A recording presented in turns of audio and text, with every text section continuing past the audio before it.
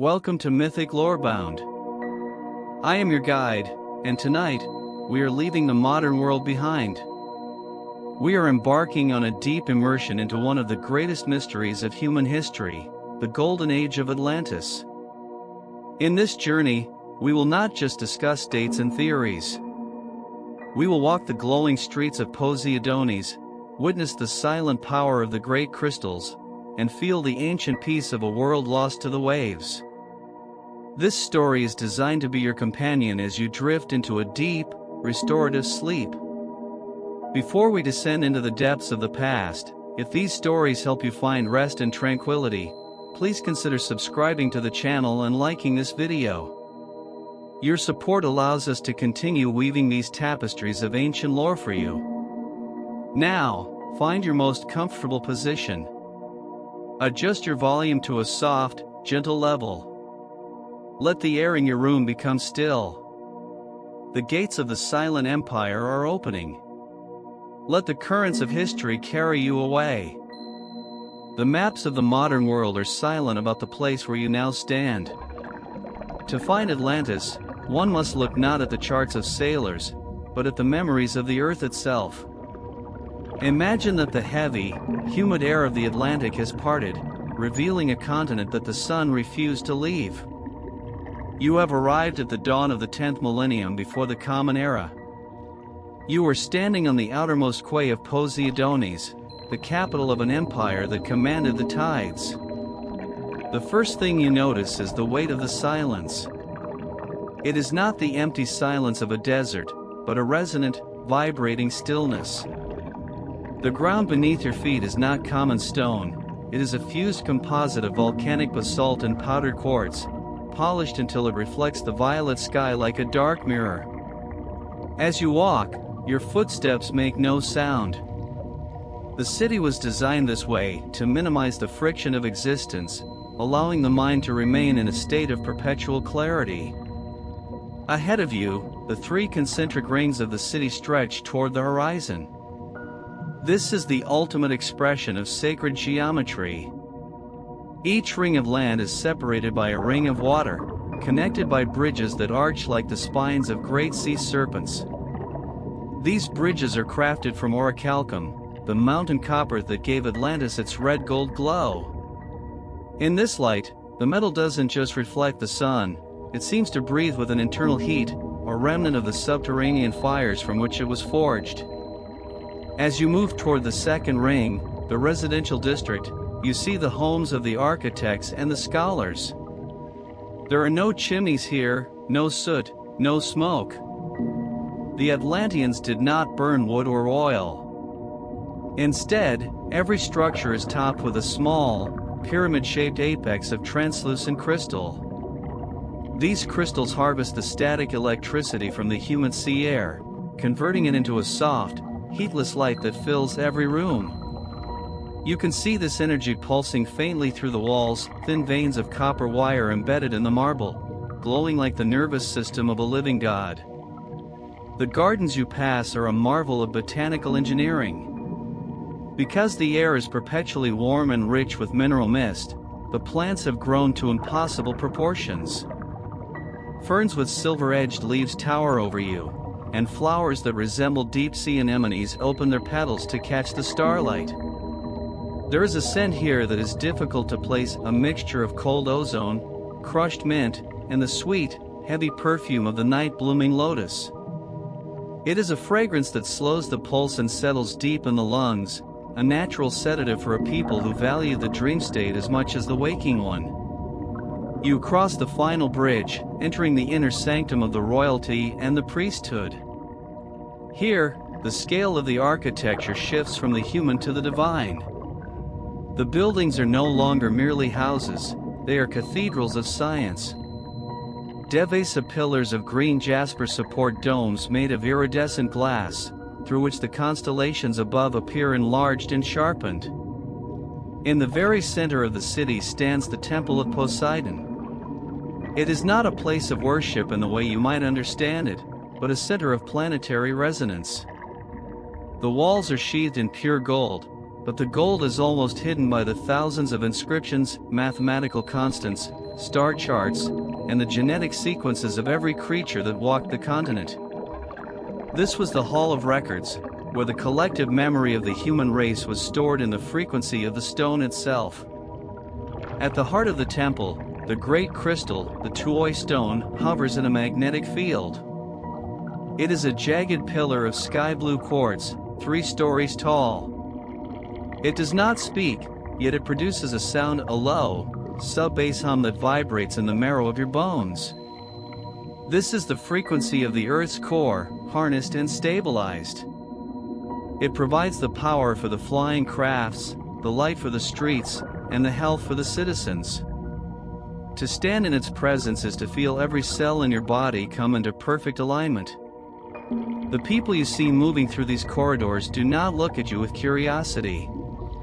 In Atlantis, the concept of the individual is secondary to the harmony. They communicate in a low-register melodic hum, a linguistic system that conveys complex information through tone rather than vocabulary. They are tall, their skin bronzed by the eternal twilight, their eyes holding the depth of the deep trenches of the ocean.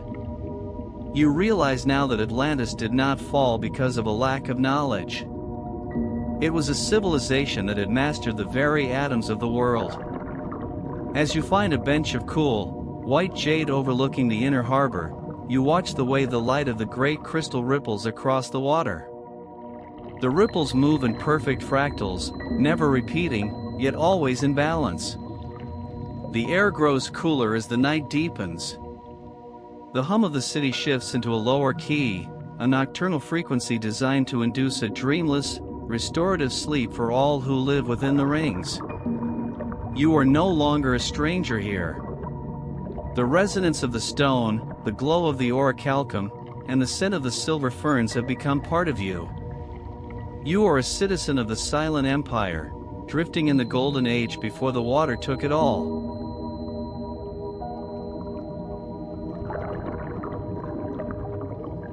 The central island of Poseidonis is not merely a seat of government, it is a living reservoir of human potential.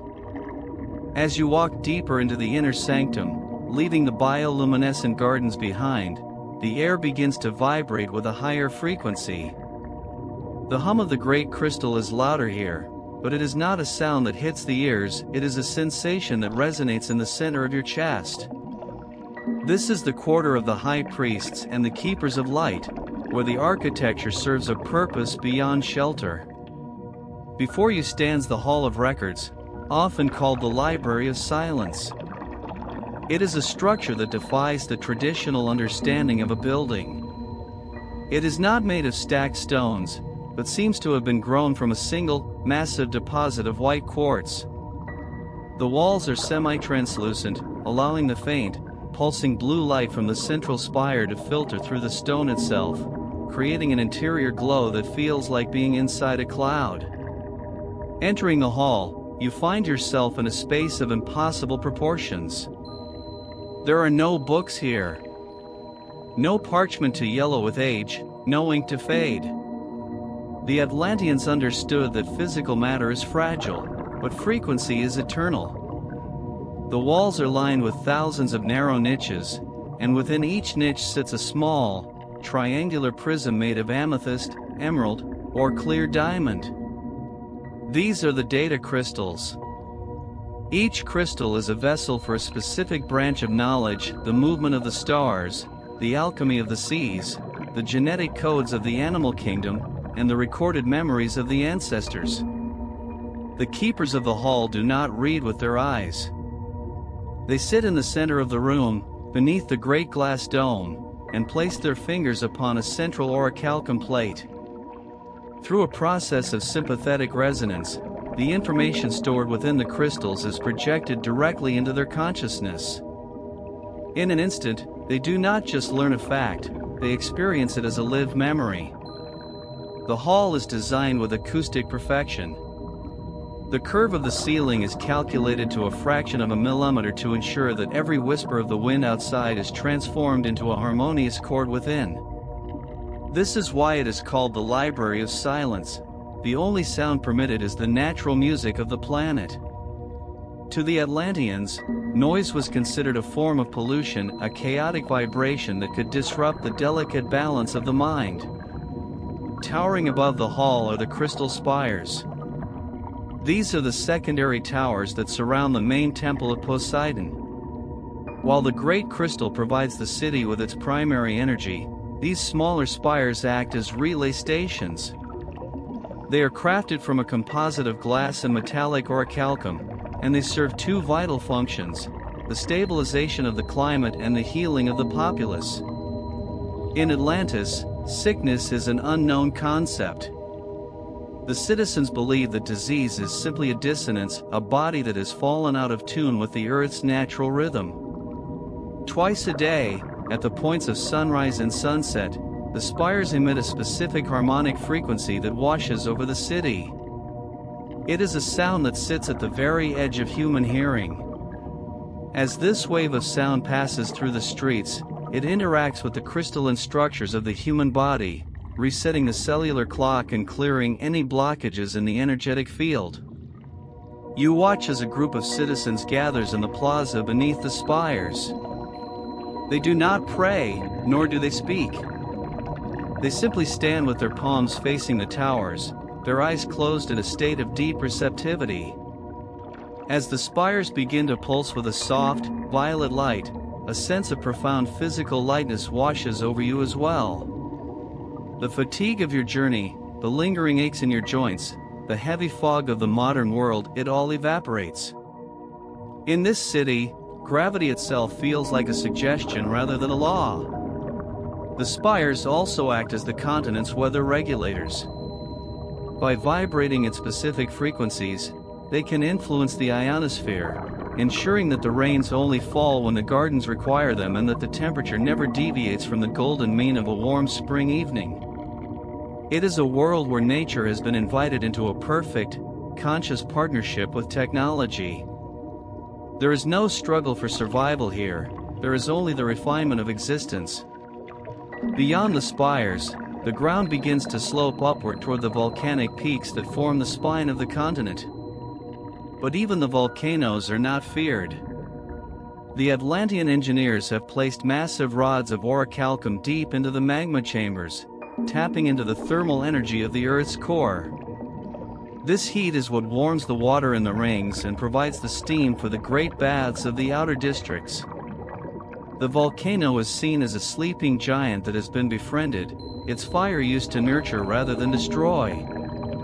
As you linger in the shadow of the Hall of Records, you notice a strange phenomenon. The shadow cast by the Great Spire does not move like a normal shadow. It is composed of refracted light, creating a spectrum of colors on the white marble floor that tells the story of the passing hours.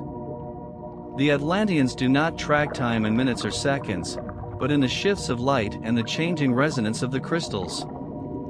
The day is winding down, and the great crystal in the distance begins its transition into the evening deep blue phase.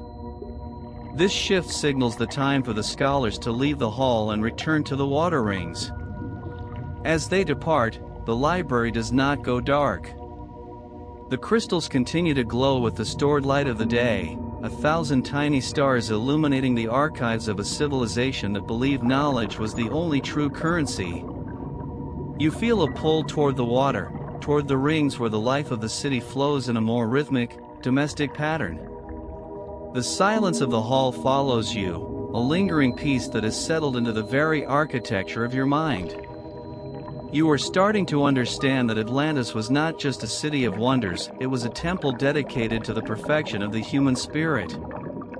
Every step you take is supported by the humming stone. Every breath you draw is filtered through the mineral-rich mist of the spires. You are becoming part of the resonance. The transition from the waking world to the dream of Atlantis is almost complete. The shadows are long and velvet, and the city is preparing for its nightly symphony of light.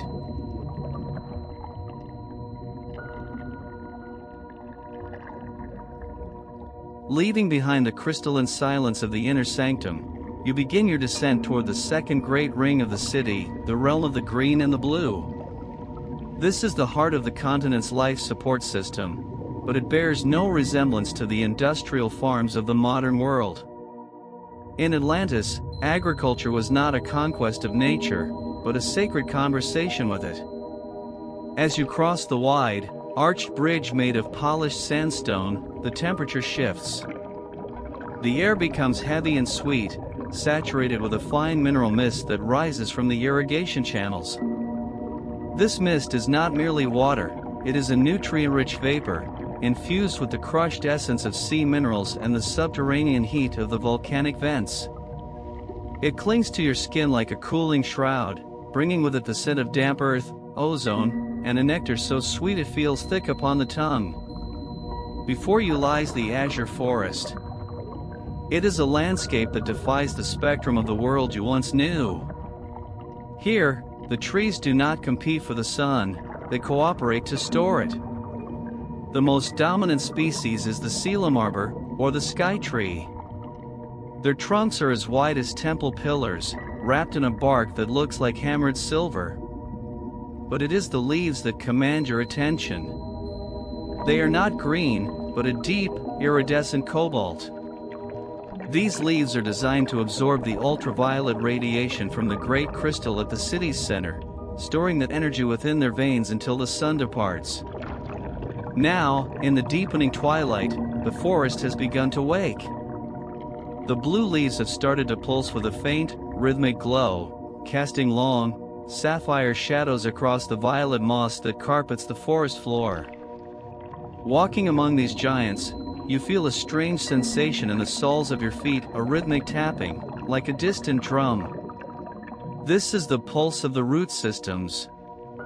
The trees of Atlantis are interconnected by a subterranean web of orichalcum filaments, allowing them to share energy and information across the entire ring. The forest is a single, conscious entity, breathing in unison with the tides. As you wander deeper into the groves, you reach the fields of resonance. This is where the food of the empire is grown. There are no plows here, no scars in the earth. The Atlanteans found that the structure of a plant's cells is determined by the frequency of its environment. Along the edges of these fields stand tall, slender tuning forks made of resonant crystal. As the wind moves through them, they produce a continuous, low-frequency chord, a C-sharp that vibrates through the soil. In response to this sound, the crops grow with a geometric perfection that seems impossible. You see clusters of fruit that resemble translucent grapes, glowing with an inner golden light. There are grains that shimmer like pearls, their stalks swaying not in the wind, but in time with the music of the tuning forks. To eat the fruit of Atlantis is to ingest the very frequency of the earth. It is a form of medicine that ensures the body remains in a state of perpetual equilibrium. You pause by a slow-moving stream that winds through the heart of the agrarian ring. The water here is a deep, luminous turquoise, flowing through a bed of white river stones that have been carved with ancient runes. These runes are not decorative, they are mathematical symbols designed to structure the water, keeping it alive and highly conductive. As the water ripples over the stones, it creates a delicate, tinkling sound, like the laughter of distant bells. Hanging from the branches above the stream are the noctis lilies. These are massive, bell-shaped flowers that only open when the sun is gone. Their petals are as thin as dragonfly wings, and they emit a soft, golden dust, spores that drift through the air like slow-moving embers. This dust is the source of the sweet scent that blankets the city. It has a profound effect on the nervous system, quieting the internal chatter of the mind and bringing the brainwaves into the alpha state, the gateway to deep sleep. You watch as one of these golden spores lands on your sleeve. It glows for a moment, then dissolves into a faint shimmer of light, leaving behind a lingering sense of warmth. In this ring, the boundary between the plant and the animal is blurred. You see the luminiferns, plants that retract their leaves when they sense a person approaching, only to unfurl them a moment later in a display of welcoming light. There is no fear in this forest. Because the Atlanteans never took more than they needed, the spirit of the land remained open and trusting. The birds that nest in the silverbark trees do not fly away at your presence. They watch you with intelligent, golden eyes, their songs harmonizing with the humming of the tuning forks. Beyond the fields, you see the great orichalcum aqueducts. These massive structures carry the heated mineral water from the volcanic peaks down into the rings, where it is used to create the perpetual mist. The aqueducts are covered in glowing moss, making them look like rivers of light suspended in the air. The sound of the falling water from the overflow vents creates a white noise canopy that stretches for miles, a constant, soothing rush that masks any sound of movement or life. The deeper you go into the gardens, the more you feel the heavy peace of the land. The gravity here feels slightly different, less like a pull and more like an embrace. The Atlanteans believed that the agrarian ring was the lungs of the soul. They would come here to walk in silence, allowing the resonance of the trees to clear their minds after a day of intense study in the Hall of Records. As the night matures, the blue light of the leaves deepens into a rich violet.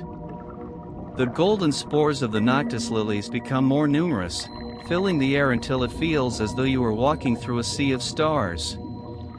The hum of the great crystal, echoing from the center of the city, merges with the low chord of the tuning forks and the rhythmic pulse of the silverbark trees. You find a clearing where the moss is particularly thick and soft. You sit, leaning your back against the warm, vibrating bark of a sky tree. High above, through the canopy of glowing blue leaves, you can see the stars of the ancient world brighter and closer than you have ever seen them. The constellations are different here, reflecting a sky from 10,000 years ago. The forest is singing to you. It is a song of growth without effort, of life without conflict, and of a world where every breath is a form of nourishment. Your eyelids grow heavy as the golden dust of the lilies settles around you. The sapphire shadows of the trees stretch out like blankets, tucking the world into a state of eternal rest. The agrarian ring is not just a place of food, it is a place of surrender. Here, the earth reminds you that you are not separate from it. You are a fruit of this world, grown from the same light and sound as the silver trees. The rhythmic pulse of the roots beneath you becomes the rhythm of your own heart. The sapphire glow of the forest becomes the light behind your closed eyes. As you drift further into the dream of Atlantis, the city remains a silent sentinel, its rings of light and water protecting your peace. The journey through the gardens is ending, and the deeper mysteries of the deep-sea empire await. But for now, there is only the mist, the music of the trees, and the soft, golden light of the spores.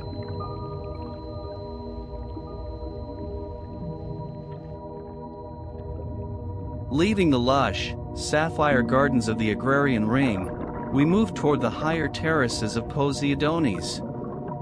Here, the architecture reaches even further toward the heavens, as if the buildings themselves are trying to touch the stars they so meticulously study. This is the district of the celestial navigators, the place where the Atlanteans mastered the art of defying gravity. To the modern mind, transportation is a matter of force, noise, and friction. But in the golden age of the silent empire, movement was a matter of harmony. Before you lies the great embarkation plaza. It is a vast, circular platform carved from a single block of translucent moonstone, polished to such a degree that it reflects the constellations above with perfect clarity.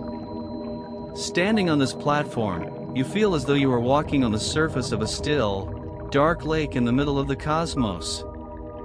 There are no tracks, no cables, and no roaring engines.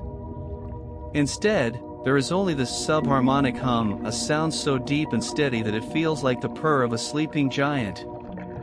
Moored at the edges of the plaza are the vimanas, the vessels of light. These crafts do not resemble the metallic, utilitarian machines of the future.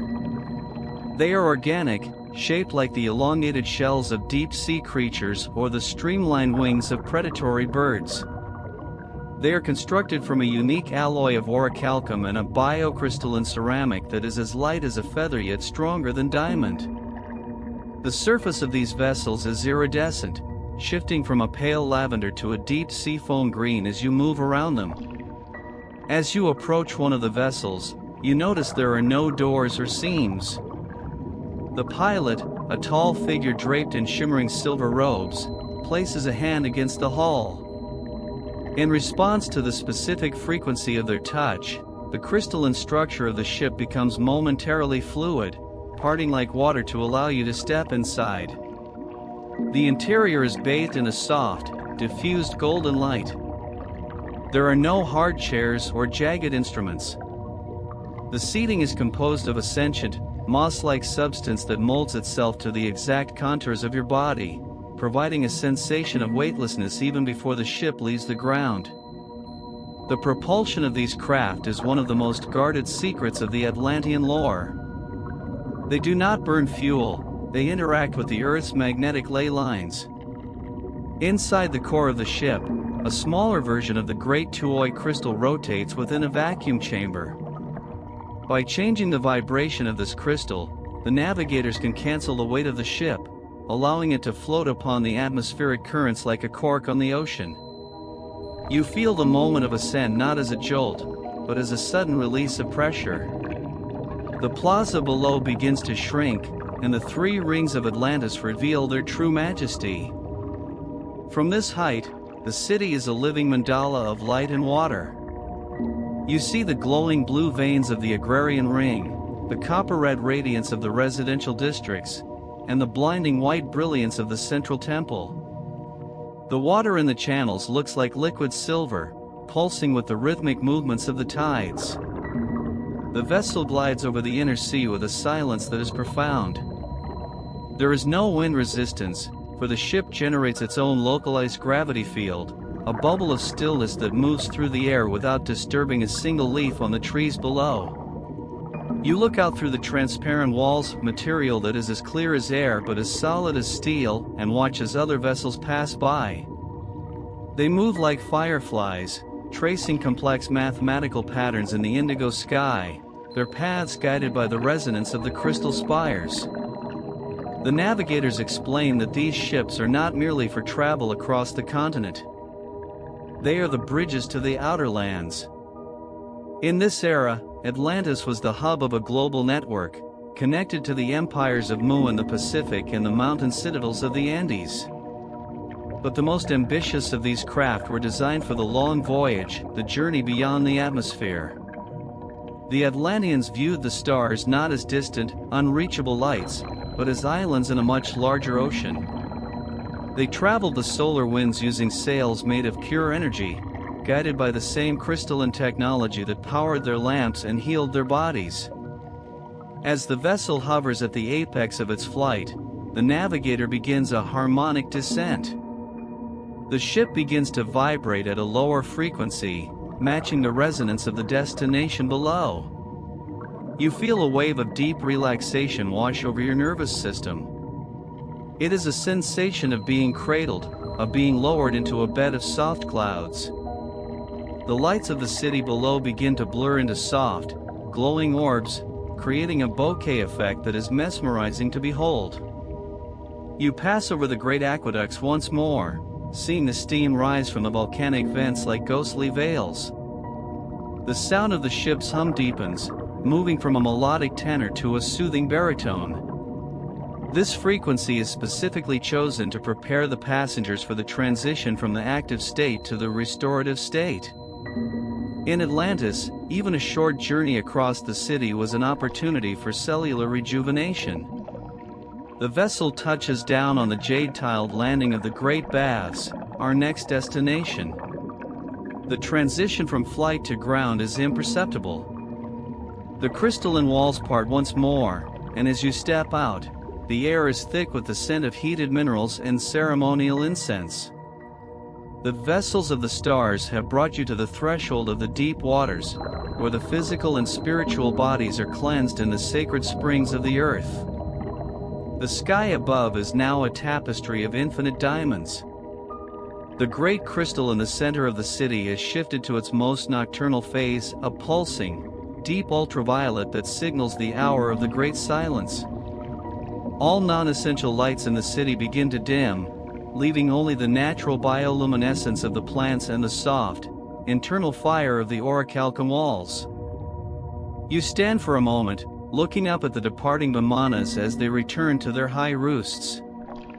They look like falling stars rising back to their home. The sense of being part of a civilization that has mastered the heavens brings a profound sense of security.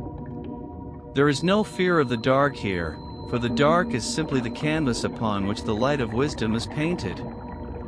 Your body feels light, as if the ship's anti-gravity field has left a lingering imprint on your bones. You are ready to enter the waters, to let the warmth of the volcanic springs wash away the final remnants of the outer world. The hum of the star vessels fades into the background, replaced by the rhythmic, heavy pulse of the ocean waves against the outer walls. The journey continues, moving deeper into the heart of the night, guided by the light that never fails.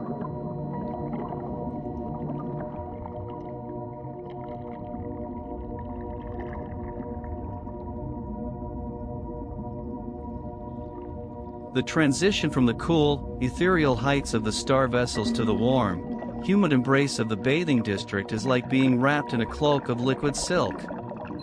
In the high philosophy of Atlantis, water was never viewed as a mere resource for hygiene or survival. To the scholars of Poseidonis, water was a conscious entity, a liquid crystalline computer that held the memory of the planet's birth. To enter the great baths was to enter a sanctuary of alchemy, where the elements of fire, earth, and water were fused into a ritual of total purification that transcended the physical body. As you step into the grand atrium of the Emerald Thermae, the first sensation to greet you is the steam. It is not the thin, fleeting vapor of the modern world, but a thick, heavy mist infused with crushed amethyst and the rare oils of the silverbark trees.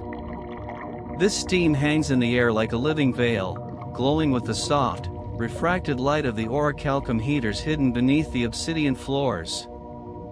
It carries a scent that is both primal and sophisticated, a mixture of deep-sea minerals, cedarwood, and a faint, metallic sweetness that clears the mind of any remaining clutter. The architecture of the baths is an exercise in sacred geometry, specifically designed to resonate with the human heart. The walls are not flat, but curved and fluted like the interior of a massive nautilus shell, following the mathematical perfection of the Fibonacci sequence. These walls are carved from massive slabs of lapis lazuli and green malachite, stones chosen not for their beauty, but for their specific piezoelectric properties. They conduct the subtle electromagnetic energies of the earth directly into the atmosphere of the bathhouse. High above, the ceiling is a magnificent dome of translucent alabaster. Through it, the violet night sky is visible, but the stone has been polished so thin that it filters the starlight into a soft, milky glow that eliminates all harsh shadows. In the center of the atrium lies the Great Basin, a masterpiece of fluid engineering.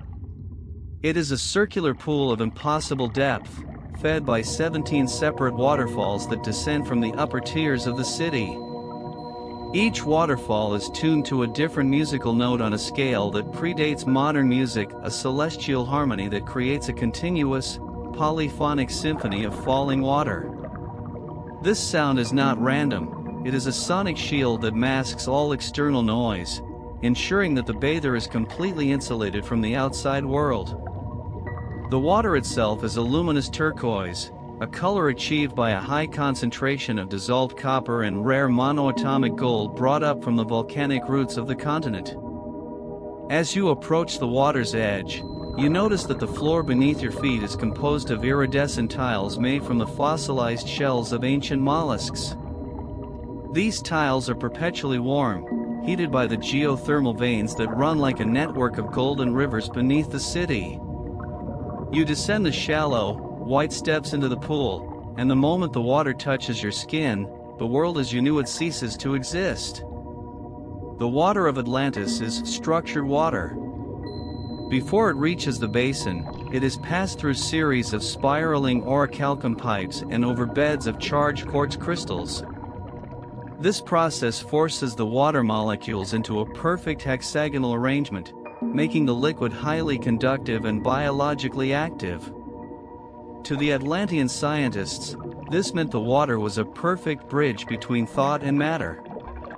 As you submerge yourself, you feel a gentle tingle across every inch of your body, a microcurrent of energy that seems to pull the static electricity and the mental fatigue from your nervous system. It is as if the water is reading your unique vibrational signature, identifying the areas of tension and retuning them to the harmonic resonance of the city. In this pool, gravity feels like a distant memory. You do not just float, you become part of the liquid's own equilibrium. Deep beneath the Great Basin, the orichalcum rods that tap into the Earth's core continue their silent work. They channel the raw, primordial heat of the magma into the bathhouse, but this heat is filtered through thick layers of magnetite and basalt to remove any chaotic frequencies.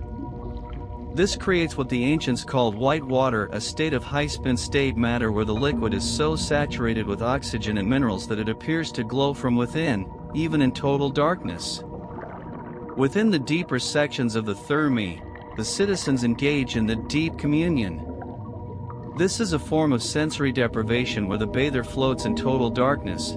There is submerged to hear the low-frequency songs of the great whales passing by the outer dikes of the continent.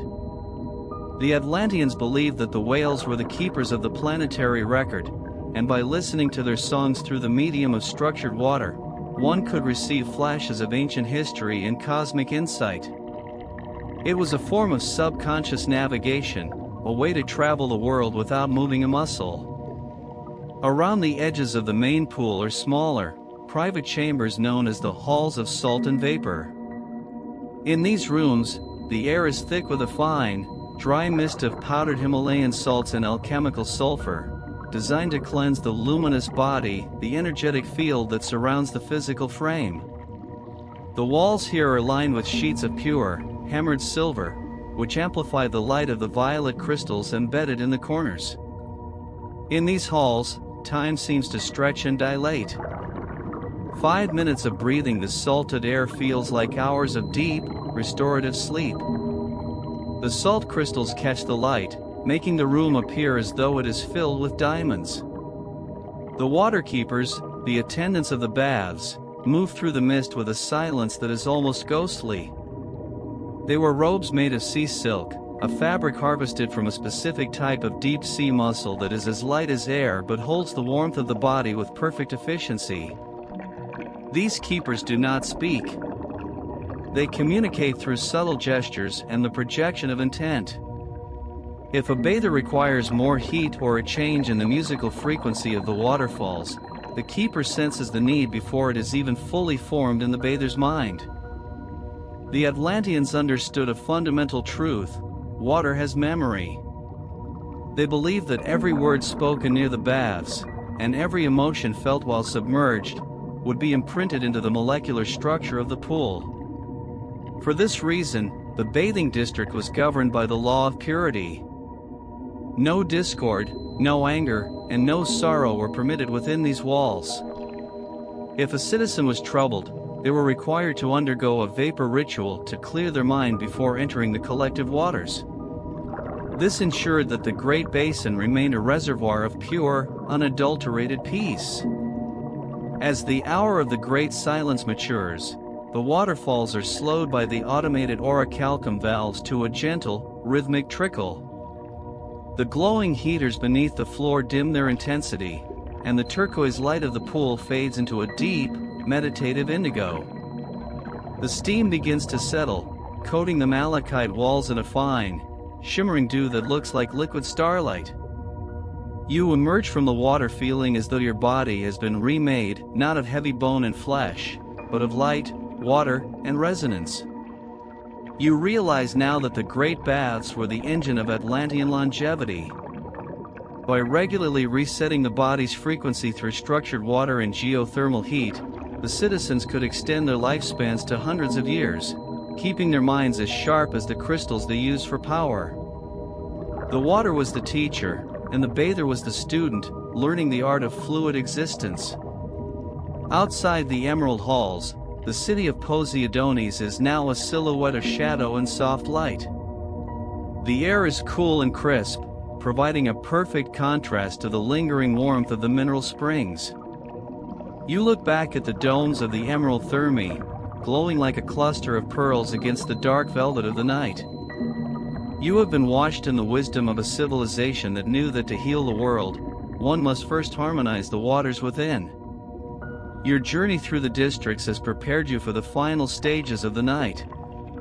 The warmth of the alchemical water still radiates from your skin, a lingering protection, a suit of liquid armor against the shadows of the subconscious. You are drifting now, your mind is vast and calm as the inner sea of the continent. The heavy, rhythmic pulse of the Atlantic Ocean against the distant dikes is the only sound that remains, a planetary lullaby for the silent empire. You are ready to surrender to the deep, for you have become one with the flow of the ancient world.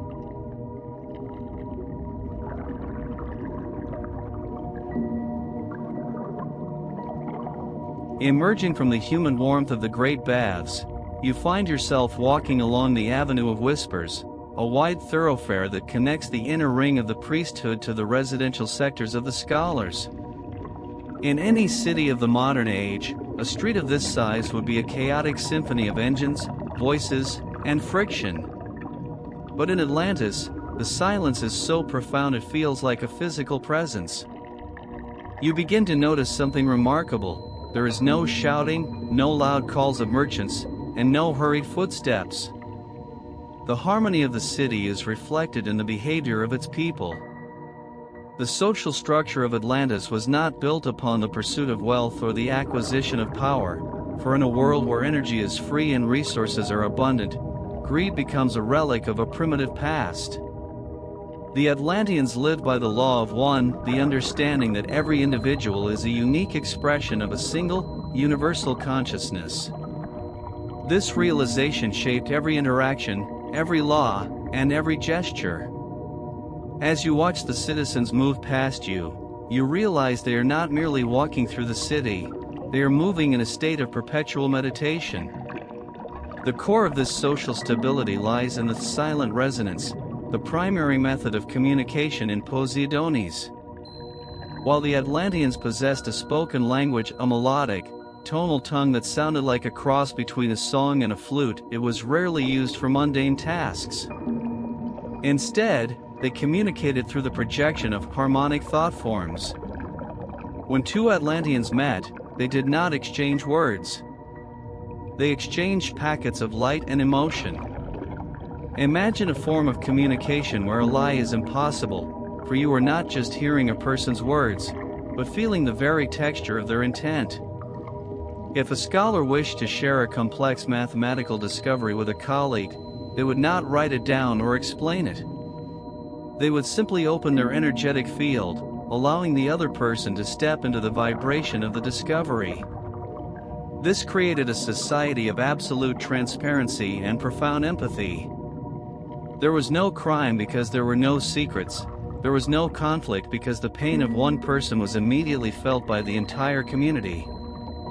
As you follow the curve of the avenue, you reach the sector of the young, the crystal schools. Here, the education of an Atlantean child began not with books, but with the mastery of the self. The school buildings are open-air pavilions made of rose quartz and silver, surrounded by groves of wisdom trees whose leaves hum with a soft, steady frequency.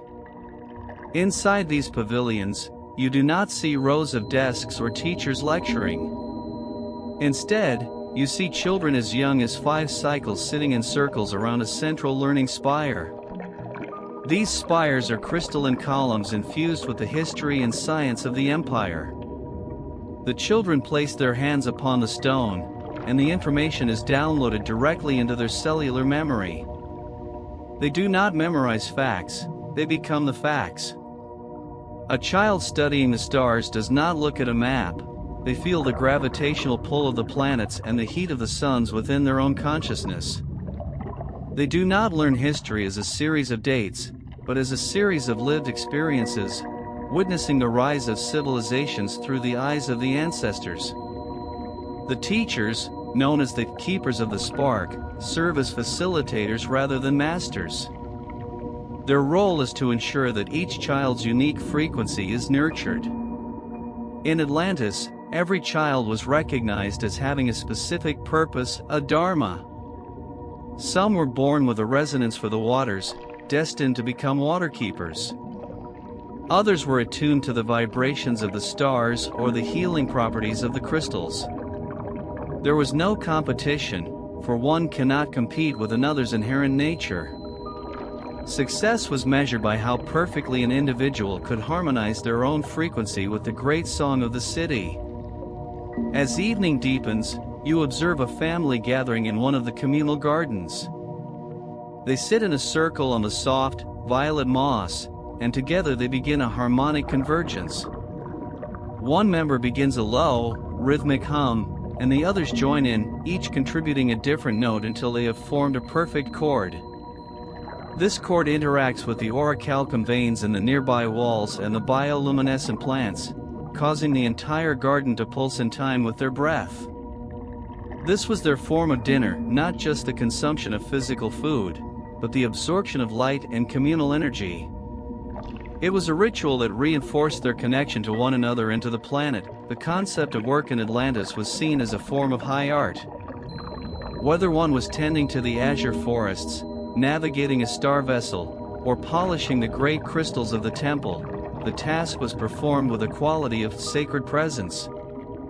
There were no clocks to punch, no quotas to fill. Time was measured by the natural rhythms of the earth and the internal cycles of the soul. A task was finished when its energy was complete, not when a bell rang. This total lack of pressure created a civilization of master craftsmen, where even the simplest utensil or wall carving was a masterpiece of intent and beauty. You notice that even the elderly in Atlantis possess a vibrant, youthful energy. Because their society was free from the stress of survival and the toxins of a disconnected world, the aging process was slowed to a crawl. Death was not feared, it was called the Great Transition. When an Atlantean felt that their work in the physical realm was finished, they would gather their friends and family in the Hall of Transition.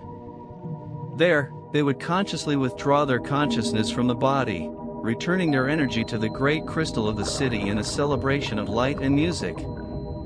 There was no mourning, only a profound gratitude for the cycle of life. The streets are now bathed in the deep indigo light of the second watch. The silent resonance of the city has shifted into a slower, more nocturnal key. You feel the collective mind of Atlantis beginning to dream. As the citizens return to their homes, elegant, circular dwellings that are open to the stars, they do not lock their doors. There is nothing to steal, and no one to fear. The entire continent is a single, unified home. You sit on a bench of polished obsidian, looking out over the ring of harmony. You feel a sense of longing for this world, where every person is a note in a perfect symphony. The noise of your own world, the internal chatter, the doubts, the constant striving, has been silenced by the sheer weight of this ancient peace. You are learning that the greatest technology of the Atlanteans was not their crystals or their flying ships, but their ability to live in absolute resonance with one another. The hum of the city is now a whisper, a gentle vibration that matches the rhythm of your own breath. The children have finished their lessons in the crystal halls, and the gardens have folded their petals for the night. You are drifting on a sea of collective consciousness, a silent empire that exists within the heart of every human who dreams of a better world. The night is vast, the stars are close, and the wisdom of the ancients is a blanket that covers you in the deep, velvet dark. As you close your eyes in this dream of Atlantis, you realize that this harmony is not something that was lost, it is something that is waiting to be remembered. The silence of Poseidonis is the silence of the soul. And in this silence, you are finally, truly at rest. The great blue crystal in the distance pulses one last time, a signal of ebony peace, and the world dissolves into the soft, rhythmic breathing of a continent at sleep.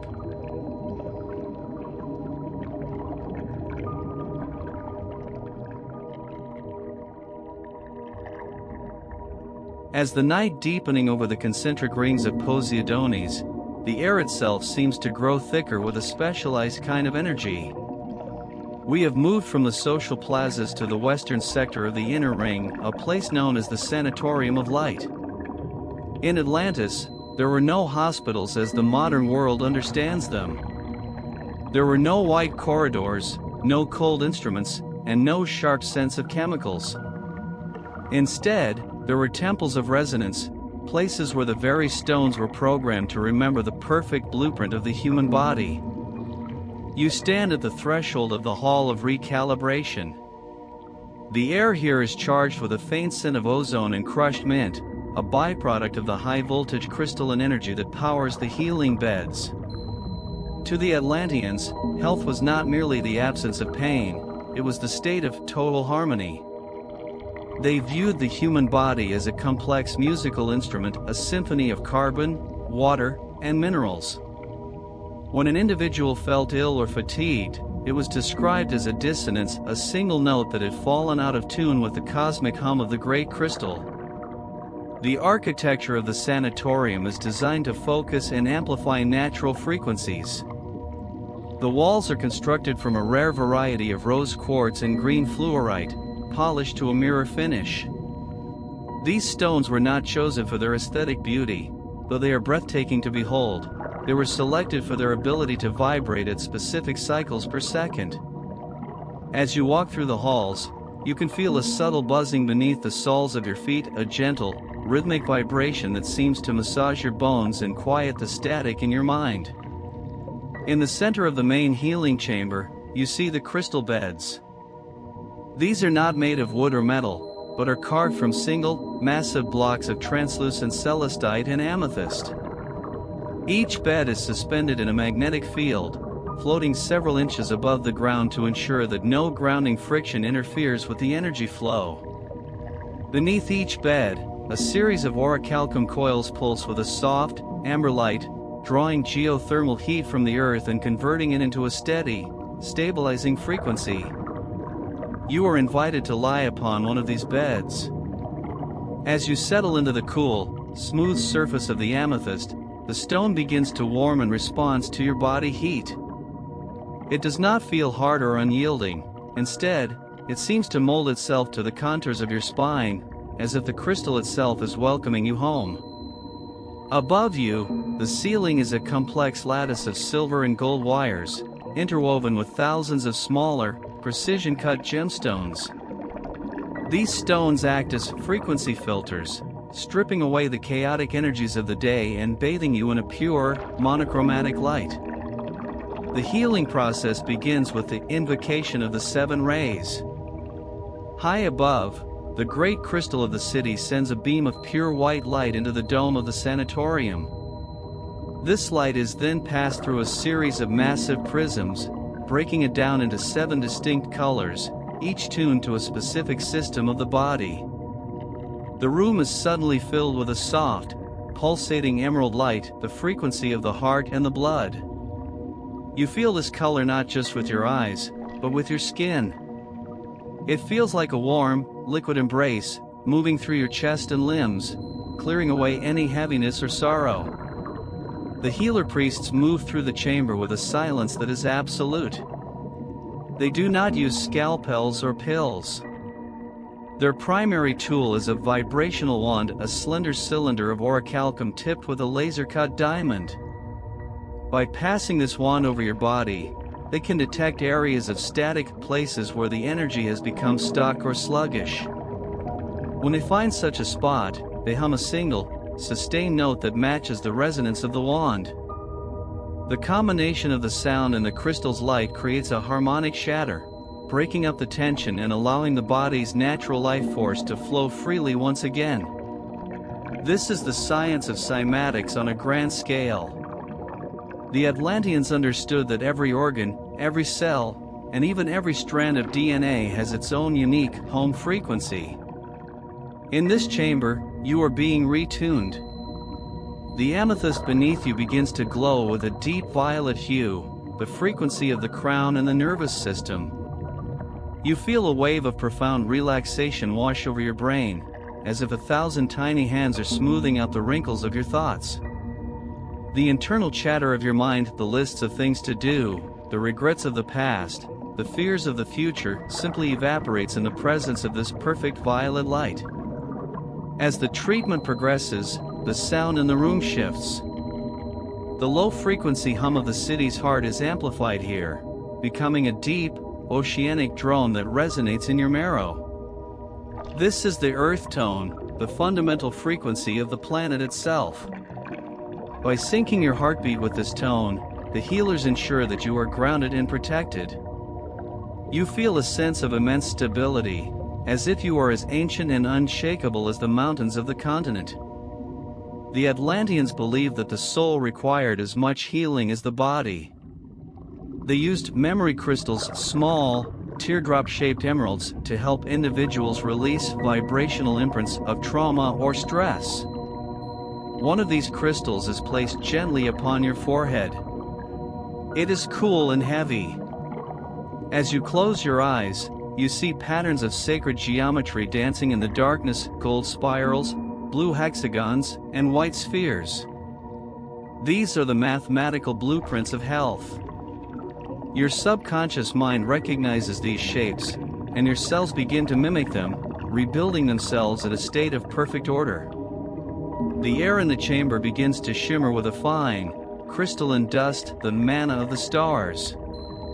This is a byproduct of the high-energy interactions occurring within the room. This dust is bioluminescent, floating in the air like slow-motion fireflies. As you breathe it in, you feel a coolness in your lungs, a refreshing vitality that seems to expand your very spirit. Your breath becomes slow, deep, and effortless, perfectly synchronized with the rhythmic pulsing of the orichalcum coils beneath you.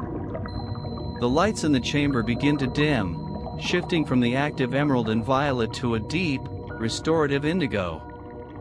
This is the sleep frequency, designed to trigger the deepest levels of cellular repair.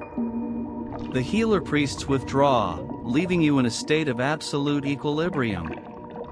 You are no longer aware of the boundaries of your body. You feel as though you have dissolved into the light, becoming a single note in the great symphony of Atlantis. From your floating bed, you can look out through the massive circular window of the sanatorium.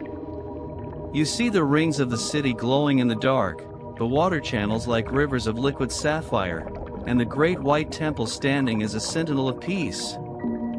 The entire continent is a healing machine, a massive crystal set into the heart of the ocean to maintain the balance of the world. The weight of the amethyst bed beneath you, the warmth of the orichalcum, and the scent of the mineral-rich steam all combine to pull you down into a sea of velvet shadows. There is no struggle here, no effort required. You have been retuned to the frequency of the universe. Your heart beats with the rhythm of the tides, your mind is as clear as the celestial quartz. As the great crystal in the distance sends out its final pulse for the hour of rest, you feel a final, soothing vibration move through your spine. It is a signal of all is well. The science of the ancients has done its work. You are whole, you are vibrant, and you are profoundly at peace. The violet light fades into a soft, rhythmic darkness, and the journey through the sanctuary of light leads you into the deepest, most restorative sleep you have ever known. The crystals continue to glow with a faint, protective light, guarding your dreams as you drift further away from the waking world. You are safe in the heart of Atlantis, held by the wisdom of the stones and the love of the light. The silence is your blanket, and the stars are your guide. Sleep now, for the resonance of the golden age is within you.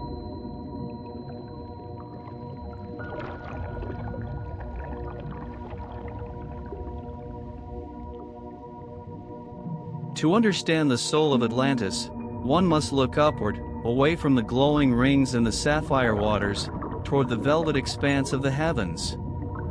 In the modern age, time is a digital ghost, a series of numbers on a screen that dictate the pace of a frantic life.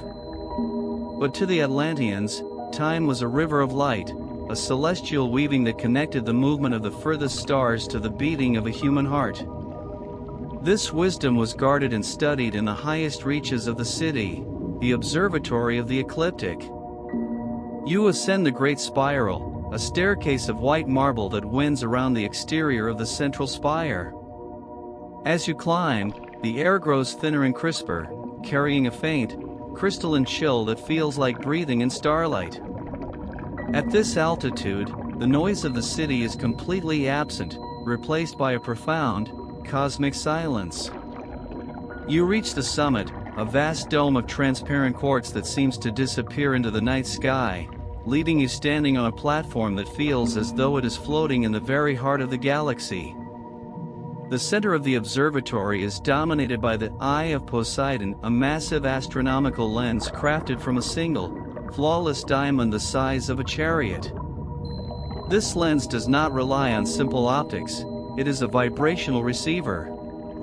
It captures the music of the spheres, the subtle gravitational frequencies emitted by the planets as they trace their paths across the ecliptic. These frequencies are then projected onto the floor of the observatory, which is a masterpiece of dark obsidian inlaid with silver and lapis lazuli. As the stars move above, the map beneath your feet pulses with a soft, bioluminescent light, tracing the invisible threads that bind the Earth to the cosmos. The Atlantean astronomers were not merely recorders of data, they were the keepers of the great year.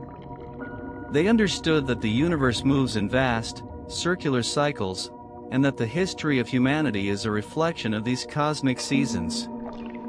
They tracked the precession of the equinoxes with a precision that modern science is only beginning to grasp. For them, every constellation was a gate of consciousness, a specific quality of energy that influenced the evolution of the soul. As you stand beneath the diamond lens, a navigator of the stars approaches. They do not use instruments to measure the sky, they use their own bodies as antennas. By aligning their internal resonance with the pulse of the Eye of Poseidon, they can see the movements of galaxies millions of light years away. They explain that the stars are not dead balls of gas, but living, sentient nodes of light, transmitting information across the vacuum of space. The observatory was the receiving station for this galactic wisdom, a place where the laws of the universe were translated into the laws of the empire. The floor of the observatory begins to shift.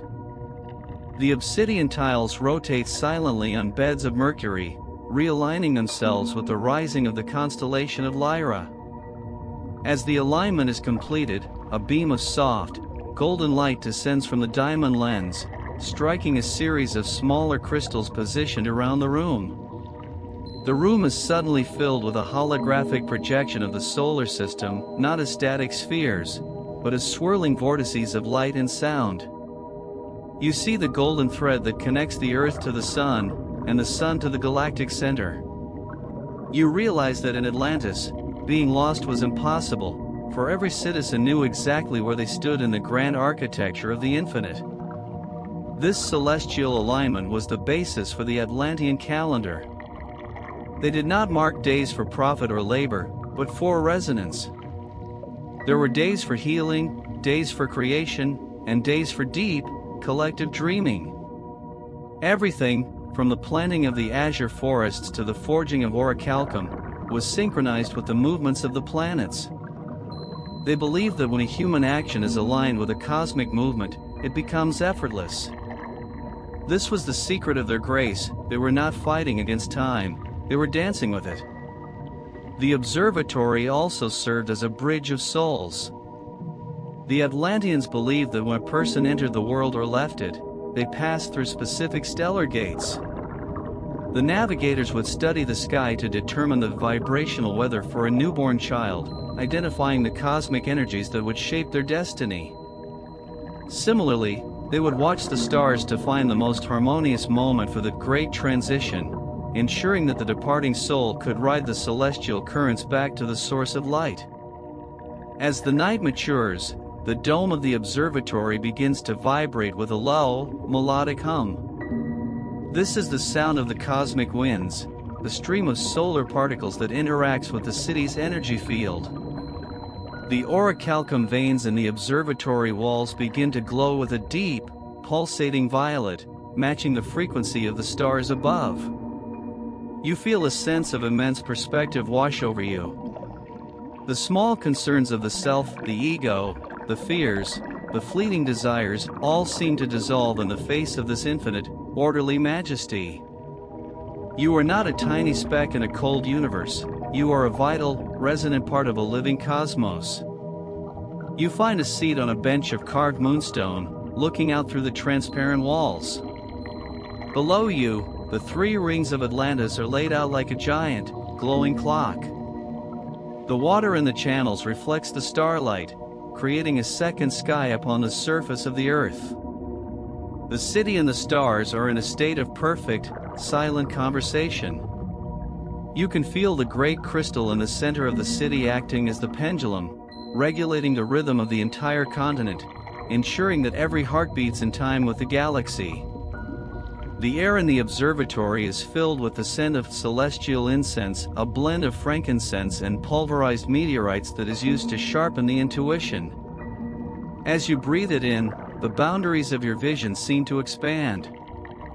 You can almost see the ley lines of light that connect the Temple of Poseidon to the pyramids of Egypt and the ziggurats of the East.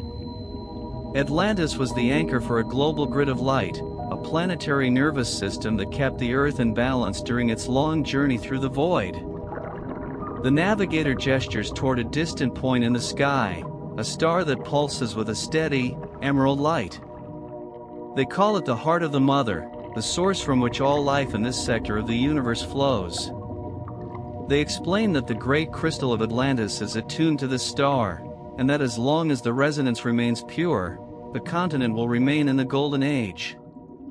The tragedy of the future was not a matter of earthquakes or floods, but a loss of this celestial attunement, a forgetting of the stars. But here, in this moment of the dream, the connection is perfect. The stars are not distant, they are within you. The same minerals that make up the diamond lens are present in your own bones. The same light that travels across the vacuum is the light that powers your thoughts. You are a star seed, planted in the fertile soil of Atlantis, growing toward the infinite. The great spire begins its nightly celestial download. A series of high-frequency pulses move through the floor, a silent language of light that updates the Hall of Records with the latest movements of the cosmos. Your body absorbs these pulses, and you feel a sense of profound knowing that transcends words. You are part of a civilization that has mastered time, not by trying to save it, but by learning to live within its eternal now. As you prepare to descend from the observatory, the stars above seem to pulse in a rhythmic farewell. The violet glow of the walls softens into a deep, protective indigo. You carry the silence of the high places with you, a stillness that is as vast as space itself. The journey through the city continues, but you move now with the weightlessness of a comet, guided by the internal compass of the stars. The night is no longer a shadow, it is a map of light, leading you deeper into the heart of the great peace.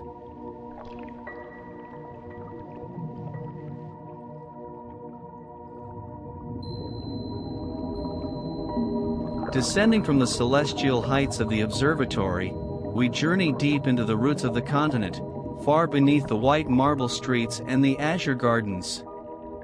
This is the realm of the earth singers, the master artisans who crafted the legendary metal known as orichalcum. In the mythologies of later ages, this metal was described as a substance of fire and gold, but in the lore of Atlantis, it was something far more profound. It was a living metal, a solid state of solar energy that served as the very nervous system of the empire.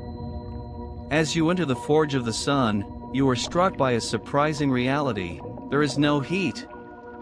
Unlike the forges of the Iron Age, there are no roaring furnaces, no soot-stained walls, and no heavy hammers. The air is cool and smells of ozone and deep, ancient earth. The forge is illuminated not by fire, but by luminous magma geothermal energy that has been passed through sapphire filters to create a steady, golden radiance that flows through channels in the stone floor like liquid light. The artisans of Atlantis did not work the metal through force, they sang it into being. You see a master craftsman standing before a floating slab of raw, unrefined ore. They do not use a hammer. Instead, they hold a set of harmonic chisel crystals, slender rods of ruby and obsidian that vibrate at intense frequencies. By touching these rods to the metal and vocalizing a specific series of tonal chords, the artisan causes the atoms of the orichalcum to realign. The metal becomes momentarily fluid, flowing like honey into the desired shape. This was the secret of their seamless architecture, the ability to fuse metal and stone at the molecular level using nothing but sound. Orichalcum was the bridge between the physical and the metaphysical. It was an alloy of copper, gold, and a third, unknown mineral found only in the deepest volcanic vents of the Atlantic Ridge. When refined, it possessed a unique property. It was a perfect conductor of vril, the primordial life force of the planet. Every wire in the city, every decoration on the temple walls, and every component of the star vessels was laced with this metal. It allowed the Atlanteans to power their entire civilization without a single spark of combustion. It was a technology of absolute purity. You watch as the artisan shapes a resonance sphere, a small, metallic globe that will be used to stabilize the energy in one of the outlying residential districts. As they sing the final chord, the orichalcum transitions from a dull reddish-brown to a brilliant, glowing amber gold. The sphere begins to pulse with its own internal light, a miniature sun born of sound and earth. There is a sense of immense intent in the object. It is not a tool, it is a consecrated vessel, a piece of art that serves a divine function. The philosophy of the Atlantean artisans was rooted in the concept of functional beauty. They believed that an object could only be truly useful if it was also beautiful, for beauty is the external sign of internal harmony. Every bowl, every lamp, and every structural beam was adorned with intricate fractals and sacred symbols. These were not merely decorations, they were vibrational blueprints. The geometry of the carvings determined how the energy would flow through the object. A bowl carved with the patterns of the water cycle would keep its contents fresh for weeks. A wall engraved with the symbols of peace would naturally quiet the minds of those who lived within it.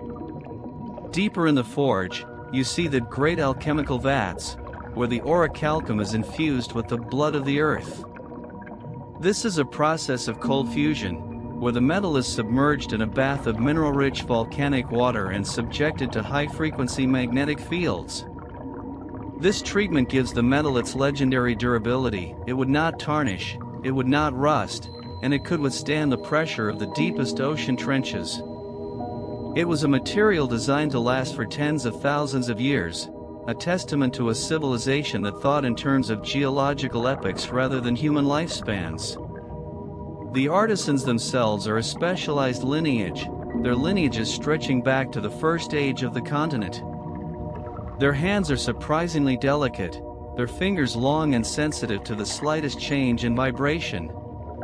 They spend years learning the songs of the elements, the specific frequencies that command the hidden powers of gold, silver, and copper. They view themselves not as creators, but as midwives of the earth, helping the minerals of the planet reach their highest state of evolution.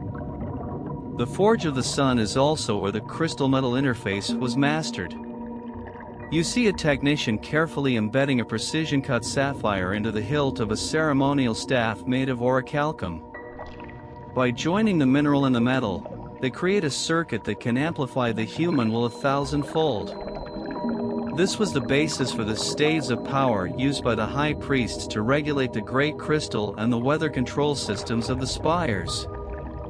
It was a partnership between the Earth's minerals and human consciousness, a technology that required a pure heart to operate, for the metal would simply refuse to resonate for one who held discord in their soul. As you walk along the glowing channels of the forge, you feel a deep sense of grounded power.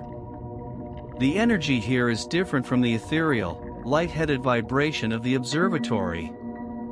This is the energy of the core, solid, reliable, and ancient.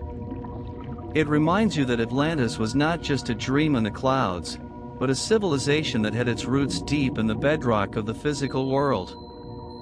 They had mastered the material plane by understanding its spiritual essence. The sounds of the forge are a mesmerizing, rhythmic drone, the low hum of the magnetic vats, the crystalline tinkling of the chisels, and the deep, resonant chanting of the artisans. It is a factory of peace, a place where the heavy light of the earth is transformed into the bright light of civilization. The orichalcum walls around you pulse in time with the heartbeat of the volcano, a steady, warming rhythm that provides a sense of absolute security. You find a place to rest on a ledge of smooth, warm basalt. Looking at the glowing metal being shaped before you, you realize that your own body is a form of forge. Your heart is the furnace, your thoughts are the chisels, and your life is the metal being shaped. The wisdom of the Atlantean artisans is the wisdom of mastery through harmony. You do not need to fight the world to change it, you only need to find the right song. The evening shift in the forge is coming to an end. The golden magma in the floor channels begins to dim, shifting from a bright amber to a soft, glowing red. The artisans set down their crystal wands and join in a final, collective hum, a song of gratitude to the earth for providing the materials of their craft. The sound echoes through the subterranean halls, a deep, vibrating chord that seems to settle into the very marrow of your bones. You carry the warmth of the forge with you as you prepare to return to the surface. Your body feels solid, strong, and deeply connected to the planet. The silent empire is supported by this subterranean foundation of glowing metal and sacred sound. As you leave the forge of the sun, the air becomes cooler, and the scent of the sea returns. But the golden pulse of the orichalcum remains in your mind, a reminder that even in the deepest dark, there is a light that is being shaped for the dawn. The journey continues, moving from the roots of the world back toward the rings of light. But the alchemy of the earth has left its mark on you. You are becoming a vessel of resonance, a reflection of the golden metal that powers the heart of Atlantis. The silence of the deep earth is now your companion, a heavy, peaceful stillness that prepares you for the final mysteries of the Great Blue City.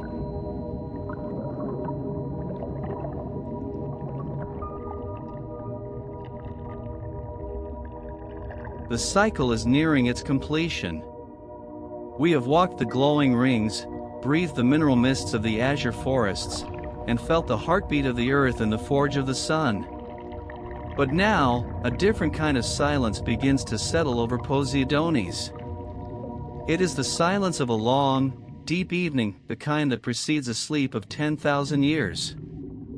In the modern records, they speak of a day and a night of misfortune, of fire and floods that claimed the continent. But here, in the resonance of the true history, we see a different truth. Atlantis did not fall. It chose to return to the source. The high priests and the celestial navigators had long watched the stars. They saw the great clock of the galaxy turning, signaling the end of the age of light and the beginning of a long, dark winter for human consciousness. They understood that the frequency of the planet was shifting, and that the high vibration reality they had built could no longer be sustained in the physical realm. Rather than fight the inevitable tides of time, the people of Atlantis began the Great Sealing. You stand now on the highest balcony of the Temple of Poseidon, looking out over the three rings for the final time. The city is more beautiful than it has ever been. Every orichalcum vein is glowing at its maximum intensity, every crystal spire is singing a sustained, perfect chord, and the bioluminescent gardens are erupting in a final, spectacular display of violet and emerald light. There is no fear in the streets. There are no cries of despair.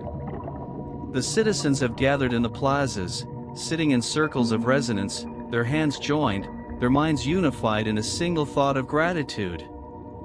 The Great Sealing was the process of moving the entire wisdom of the empire from the physical stone into the memory of the water. In the Hall of Records, the Keepers of Light are performing the final download. They are not saving data, they are imprinting the very essence of Atlantean peace into the crystalline structure of the ocean. They knew that while stone can crumble and metal can rust, the water remains. They were turning the Atlantic Ocean into a massive, liquid library, a reservoir of frequency that would wait for a future generation to be tuned enough to hear it again. As you watch, the great blue crystal in the center of the temple begins to change. Its light shifts from a brilliant sky blue to a deep, resonant indigo, the color of the deepest trenches of the sea. The hum it produces is no longer a tenor's song, it is a sub-bass vibration that resonates with the very core of the planet. This frequency is the anchor. It is designed to hold the spiritual blueprint of Atlantis in place, even as the land itself descends into the depths. The ocean begins its approach not as a wall of destruction, but as a gentle, rising tide.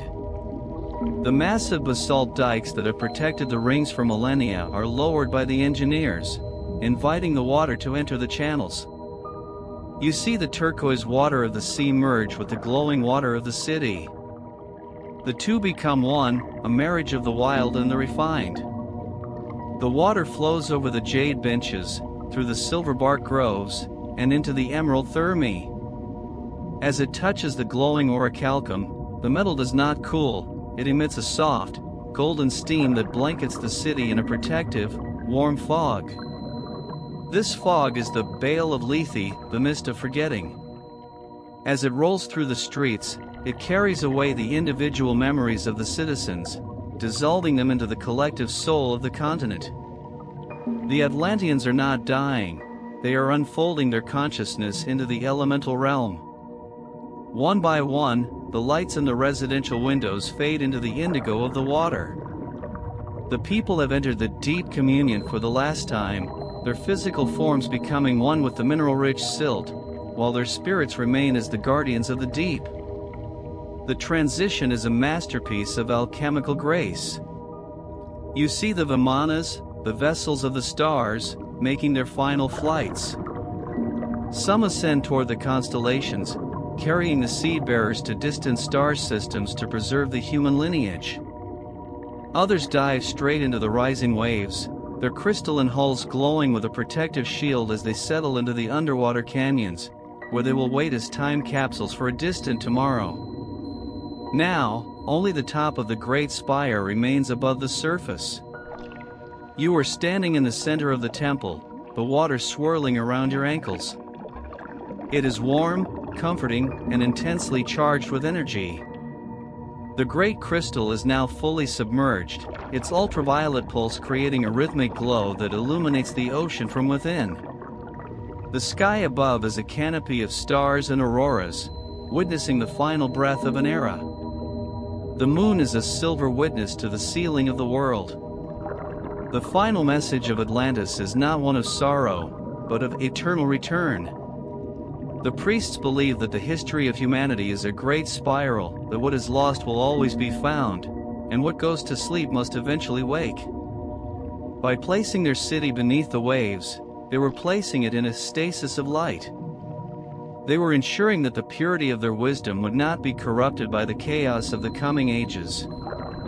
They were giving the world a dream to hold on to during the long, dark nights to come. As the water reaches the heart of the temple, the great crystal sends out one final, massive pulse of energy.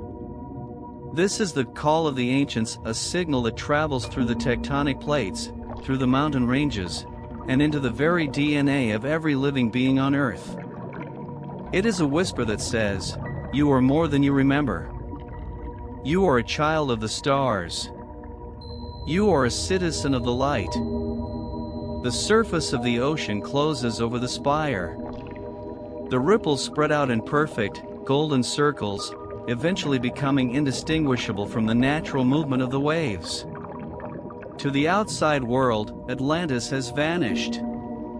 To the Earth, Atlantis has simply moved into its next phase of existence. The continent now rests on the abyssal plains, a silent, glowing mandala beneath miles of protective blue water. The orichalcum still pulses. The azure forests still glow in the dark. The great crystal still breathes, its low hum joining the rhythmic song of the whales. Your journey is at its end. The heavy, peaceful weight of the deep ocean is now your blanket. You are drifting in the submarine silence, a place where time has no meaning and where the only law is the law of resonance. The warmth of the baths, the light of the forge, and the wisdom of the observatory are all contained within this single, profound stillness. You are safe in the memory of the water. The modern world is far above you now, its noise and its haste unable to penetrate these depths. You are a passenger in the great ceiling, a witness to the legacy of the silent empire. As the final light of the submerged city dims to a soft, rhythmic heartbeat, you feel yourself dissolving into the dream. The indigo dark is not empty, it is full of the light of 10,000 years. Atlantis is not lost. It is here, in the quiet spaces of your mind. It is in the rhythm of your breath. It is in the deep, restorative sleep that now claims you. The ocean has embraced the city, and it now embraces you. Sleep, for the golden age is within. Sleep, for the wisdom of Poseidonis is your heritage. Sleep, and let the tides of the ancient world carry you into the dawn of a new dream. The silence of the deep is your home. The legacy is sealed. The resonance remains. Good night, from Mythic Lorebound.